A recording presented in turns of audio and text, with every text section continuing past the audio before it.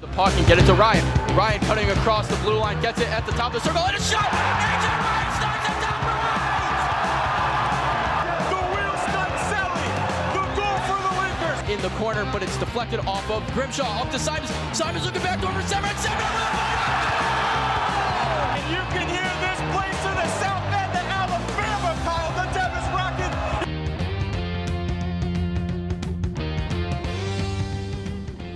And hello everyone, and welcome into the first ever episode of the Kenny and Kyle Experience. I'm Kyle Spizak, and he's, well, graphics are a little bit backward. You're Kenny Gerard. I'm Kenny Gerard. It's a little back. It's all right, though. Thank you all for tuning in to, well, this experience tonight. But that's enough mindless yapping. So let's get into the premise of what this show is exactly, Kenny. Sports! Sports! Everybody's favorite thing. What else, sports? And how else? There's no other way to start it. Sports show in Oswego. We're starting right off with some college hockey because just this past weekend, a champion was crowned in the SUNYAC men's hockey as the Cortland Reds Dragons dethroned the Plattsburgh State Cardinals by a score of 3-2 in overtime, a trend that followed Platte throughout their last 4 games of the season. Kenny, you said when the off started that Cortland was your dark horse pick, and well, turns out you were right. Yeah, Cortland was that sneaky team all along that I really thought could come in and make a little bit of noise. The only team I thought that could really beat the Geneseo Ice Knights in the SUNYAC. Oswego just not able to pull it off against the Plattsburgh State Red Cardinals. But I don't even think that, honestly, I don't know if Oswego would have been able to get through Cortland if they had made it to the finals. I think it was always Cortland for me. I mean, yeah, like when you bring that up, realistically, if Oswego wins that game against Plattsburgh, we host Cortland here. Cortland has the knock on Oswego 3 times in a season. Yes, it's hard to beat a team more than 3 times, let alone 3 in general. I don't know if I would see them pulling it out, though. They didn't play good against them all year. The line rush is the thing with Cortland. Their line rush is too good. They get those odd man breaks, and that's how they're able to find the back of the net. That's how they found the back of the net to end up winning that SUNYAC championship off of a goal from Anthony Bernardo. And, I mean, overall, it was a good game. It's just Hearn couldn't keep up with it going that late into the game, especially when 4 games in a row you go to overtime. Yeah, that was their 4th game in a row in overtime, like you said. And Cortland found a way around to score. Seats, Burke, and Bernardo all scoring. While for Plattsburgh, only Bonfield scored for the Cardinals. And only on a Plattsburgh power play as well for the first goal. But in the world of college hockey, each conference champion gets an auto bid to the national tournament. And this year, well, 2 SUNYAC teams find their way into the tourney in Cortland and Geneseo. So let's take a look at that bracket right now. And Kenny, taking a look at the bracket, we saw some teams that we knew were going to make it. Adrian lost their conference championship, but being the number 3 team in the nation, there was no chance they weren't making it.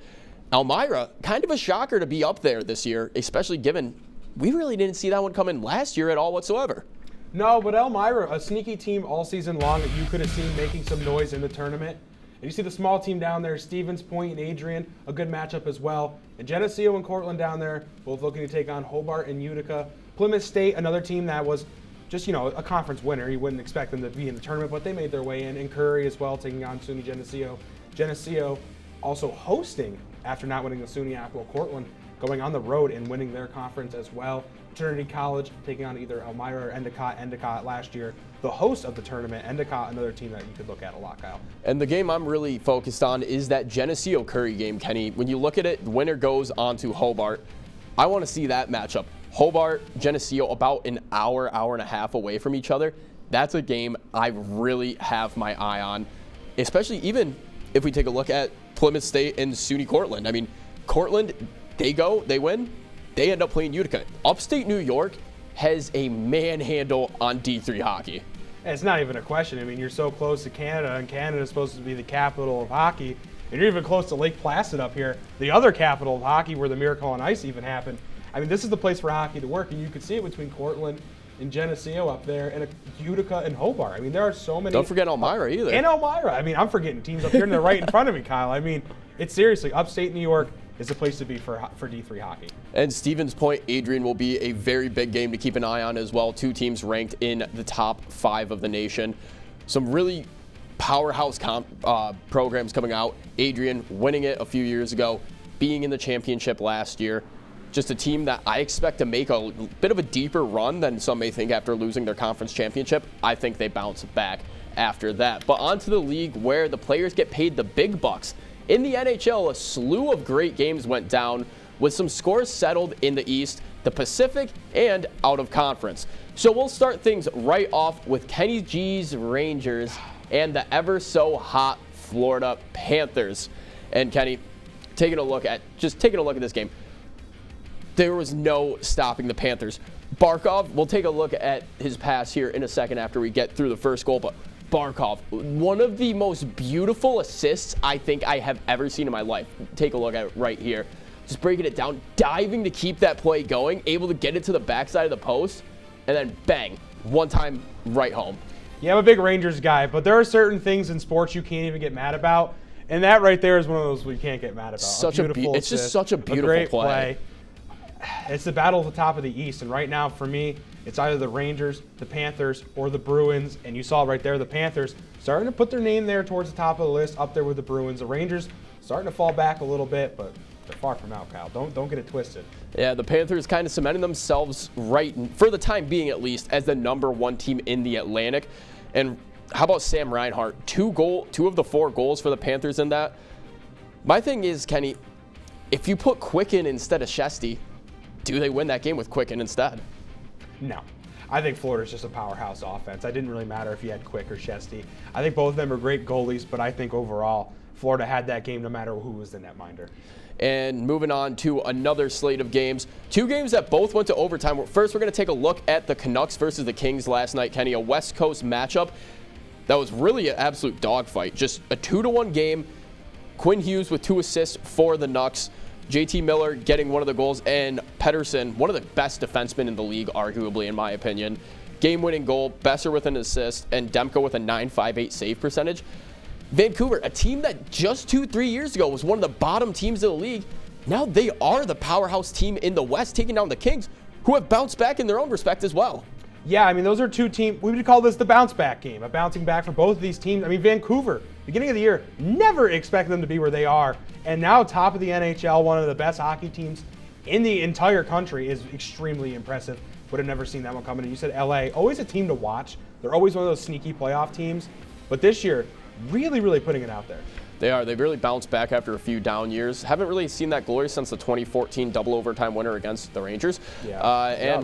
The Canucks, you know what happened the last time they made a Stanley Cup. Their entire city turned to a riot when they lost. So we'll hope that doesn't happen again. But that wasn't the only game going down in Canada. In Alberta region in specific, the Oilers and the Bruins. Oilers struck late last night, Kenny. A game that went late into the hours, but the Oilers able to take it to the extra frame, edge out the Bruins 2-1.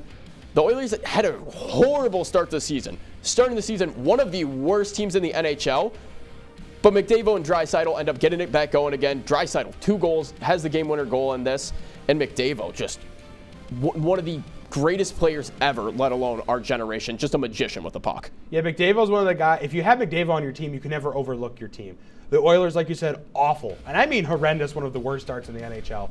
And the Bruins, coming off a historic year last year, coming out and now playing the Oilers late in the season, both have something to prove. The Bruins trying to take the top of the East, while the Oilers, they're still making their comeback from that horrendous start, but they're really starting to prove themselves. And the Bruins, like you mentioned, the best team in the league last year, but first round of the playoffs didn't pan out so well for them. It's not about who has the best records, who gets hot at the right time, and the Bruins did not last season. But today also marks the trade deadline for the NHL, and boy, Kenny, did some people end up moving around. Some of the notable ones I want to mention, Vladimir Tarasenko going from the Ottawa Senators and now joining that very powerhouse franchise right now in the Florida Panthers. People say hockey doesn't belong in the South. I think the Panthers are proving them wrong. I think sports in Miami as a whole right now are huge, but I mean, yeah, Senko to the Panthers, that's a huge addition for them. Along with Casey Middlestat leaving Buffalo, going over to the Avalanche, joining McKinnon, who's arguably the best player in the league right now, and Adam Henrique goes to Edmonton to beef up that team around Draisaitl and McDavid a little bit. But another player I want to keep an eye out on, Tampa Bay didn't make any moves. Nikita Kucherov's been carrying that team. Closest point getter on his team behind him, 40 points behind Kucherov. Not getting much help out there. Surprised not to see a move. No, definitely not. You'd think Tampa needs to make a move late here for the playoffs, but nothing from them. And we're going to send it right over to break real quick. But when we come back, where are we hitting? We're hitting the gridiron. So don't go anywhere just yet. Hey there, I'm Al Roker, class of 76. Yes, way back in 76. Back when the earth was cooling. You're watching WTOP.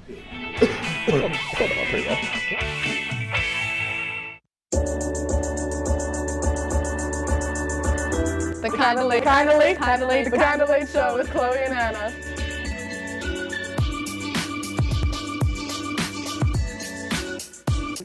Like licorice, Twizzlers, absolutely nasty.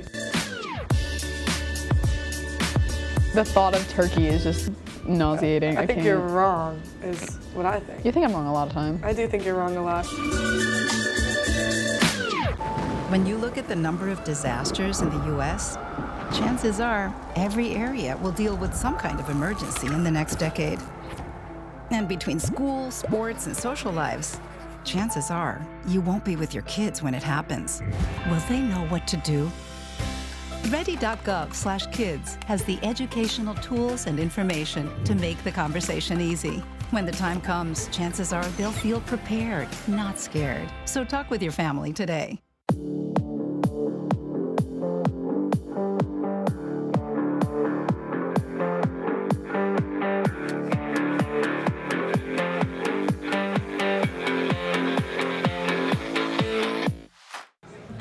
Put the keys down, Kevin. But I'm gonna drive home. There are several warning signs present that you shouldn't be driving. I guess I have really been looking for love in this dating app. Yep, I'm definitely gonna call a ride home.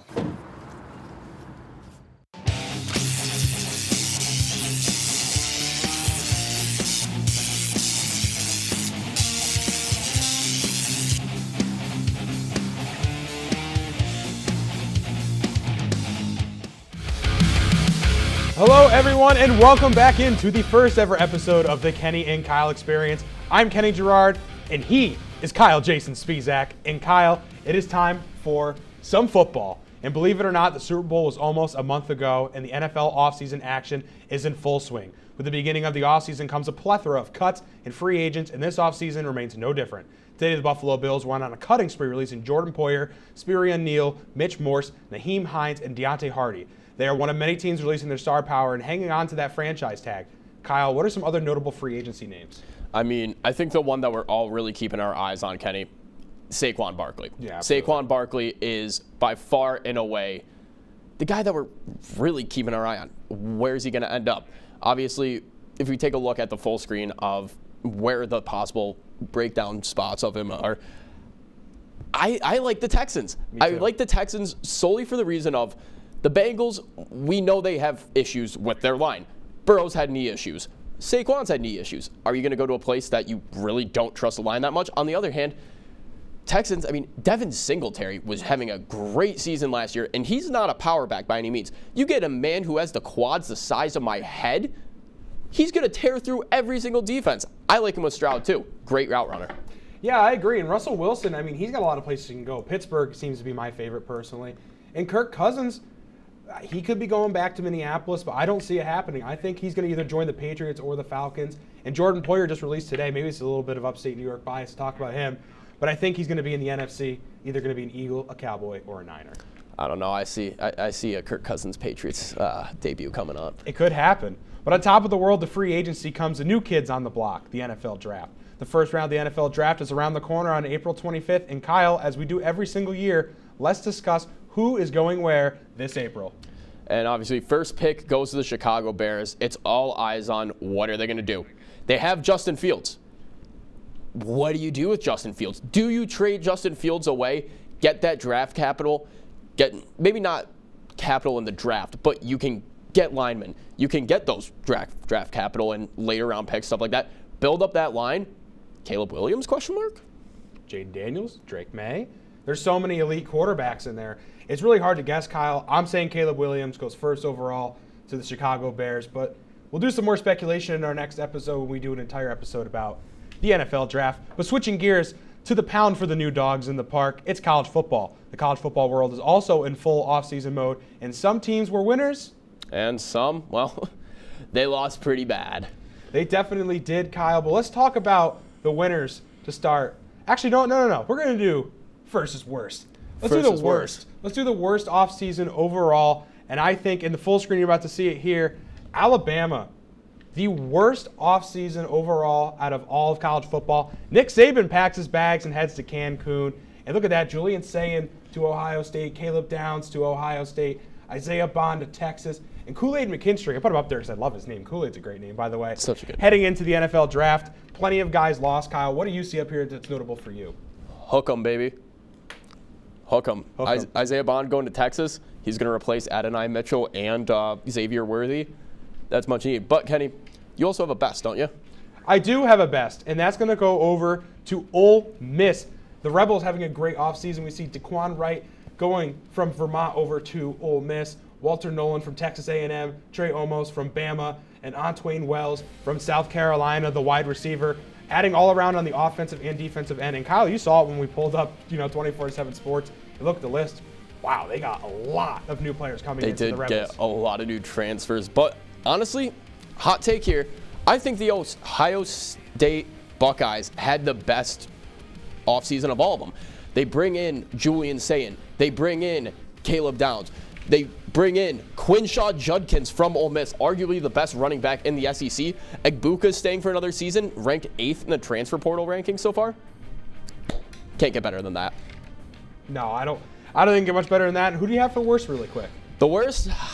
Got to go with the Buffs. I mean, they just haven't been that top program that ESPN and everybody hypes them up to be. They talk about they're the 22nd ranked overall offseason, which is better than they've been in the past. They've been at 43. They've been at 50. They've been at 80. I'm not on the Dion hype. I'm really not. They got some good recruits. I got to see you win more than 4 games in a season, so I can't count it as a win. Well, I agree with you there, Kyle, but there are many things people hope for in life, such as a healthy marriage, a new pet puppy, and hitting the lottery. But for some, like me and Kyle, it's NCAA 25 finally being released, and that dream is coming true. Kyle, I know you're as excited as I am. What are you most looking forward to? Maybe a Ball State natty? You already know. Going straight into Road to the Show, the Dynasty mode. We're going right in. I'm bringing the University of Miami, Ohio, their first national championship. Miami, Ohio is about to be the powerhouse. Bama can't stand a chance. Penn State, I'm a Penn State fan. They don't stand a chance against my Miami, Ohio team. Not even in the slightest bit. But overall, just the gameplay of it looks like it's going to be beautiful. All the work they've done with it, the crowd, the stadium traditions. And, when you're losing by 30 points and FSU touches the ball and you hear the entire crowd going, oh, it's over. It's over. It is absolutely over. But that's going to be it for right now. When we come back from break, we're going to talk about Caitlin Clark and breaking the record and some more basketball. Stay tuned. English is hard.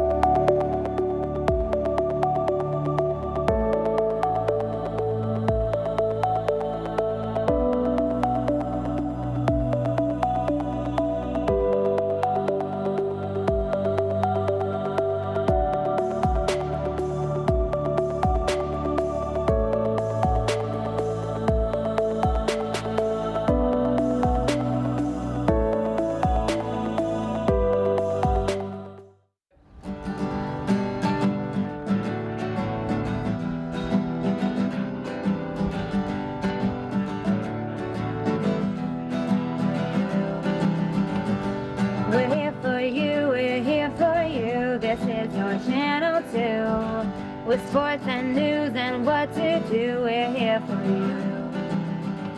It's your TV, you're watching WTLP. Your TV, thanks for watching WTLP.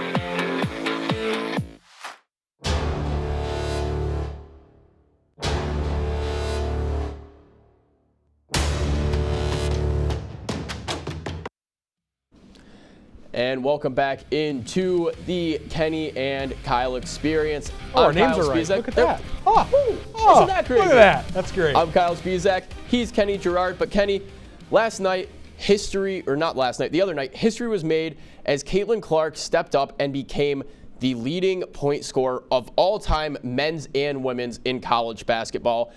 And just an outstanding career so far. But there's only one thing to do. We can't explain it. We got to take it straight from the words of Caitlin Clark herself. Absolutely. She had this to say after her game.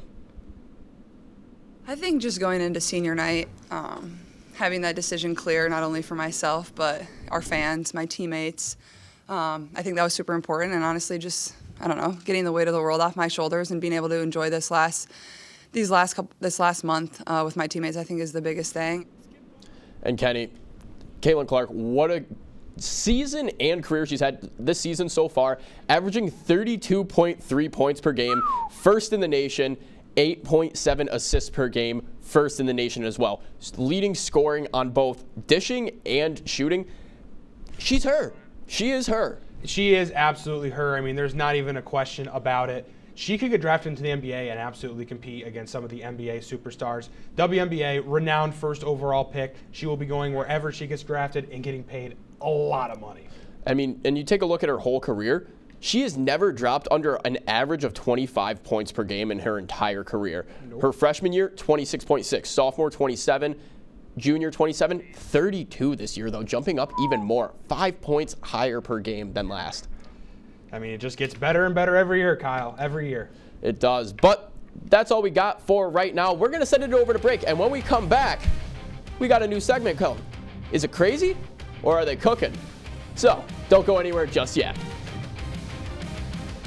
What's going on? Yeah, we go on at like 11:30. It's like, no. What do you mean no? It's 10:30. 10:30? Yeah, it's 10:30. What do you mean it's 10:30? Hey, don't touch that. That's my ladder. Hey, man. Whoa. Did you know this book was already discounted 10%? Wow. Get a closer with that one. Broadcast news. Look at that. Can we go back inside? I want to sleep in the studio again.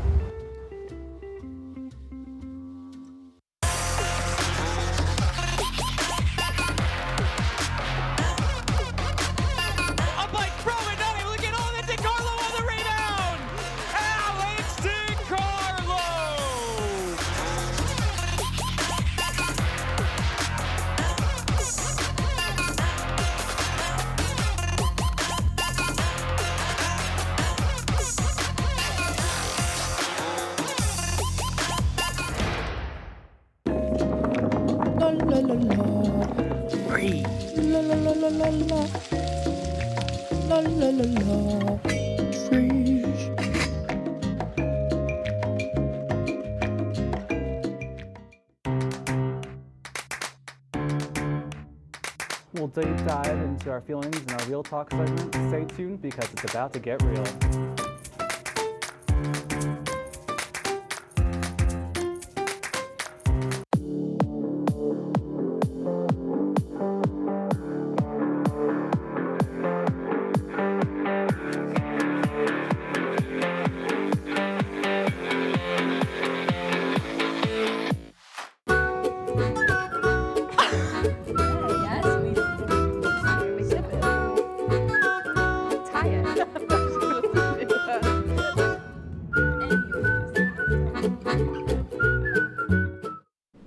Welcome back into the Kenny and Kyle experience. I'm Kenny Gerard.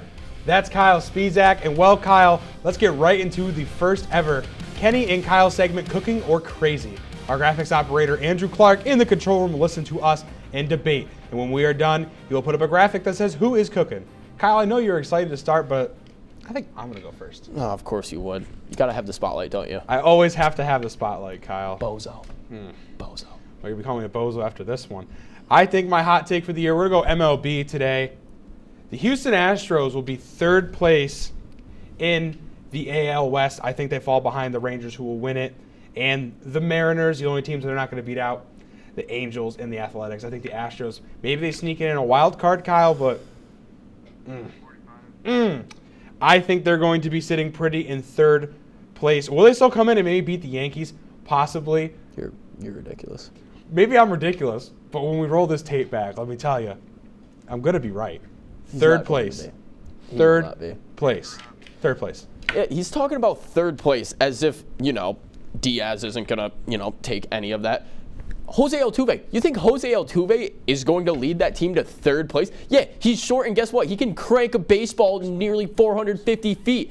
I don't care if he's 5'2". That dude cranks homers. He has given me depression every year the Yankees face them in the playoffs. I have learned not to argue against them because every time I go, oh, the Stros are bums. They suck. And then they sweep us in the championship series, and I have to cry until the next year.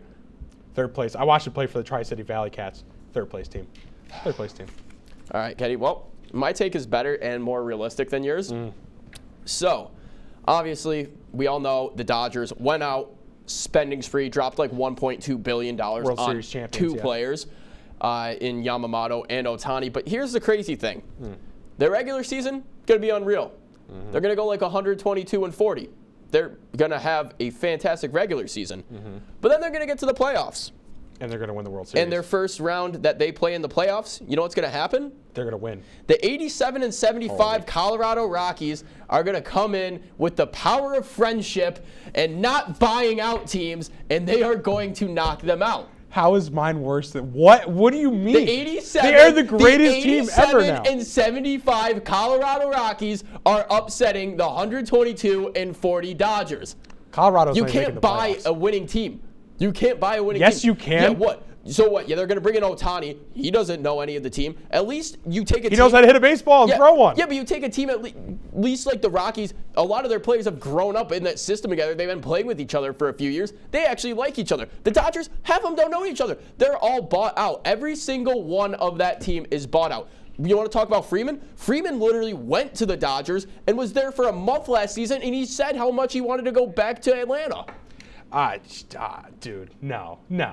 You can buy a winning baseball team. He's from you can LA buy. and he The wants Yankees back in did it for Atlanta. 27 World Series. The Dodgers are going to do it now. Yeah, and they you know have how way too much you know star how the power. Yankees did it? Colorado Rockies. Homegrown talent. Colorado. They grew through the minors. Derek Jeter, Pettit, Colorado, Posada, Rivera. Those were all teams grown. Yeah. Boo you. Colorado. Rockies are winning. Chris Bryant is getting World Series MVP. I might have gave you them losing in the playoffs, but the Colorado. All right, graphics man, Andrew. Are you kidding me? No way. Get out of here. No way. How's that feel? How's that feel? I feel like the Pittsburgh Penguins you losing. See, this is the letter L. That's exactly what the 122-42 Dodgers are taking to the Rockies, who are barely over 500. It's happening. Look at him. Look, he's so angry. He's such an angry boy. I feel like the Pittsburgh Penguins taking a fat L. I feel like I'm in the basement right now, Kyle. He loves bringing up the Penguins. He loves to bring up the Penguins. Bottom sits there. feeders. Oh, yeah. He's Pittsburgh like bottom is feeders. in shambles with Kenny Pickett's baby hands in the Penguins. They have missed a playoff once in the last 14 years, and that was last season.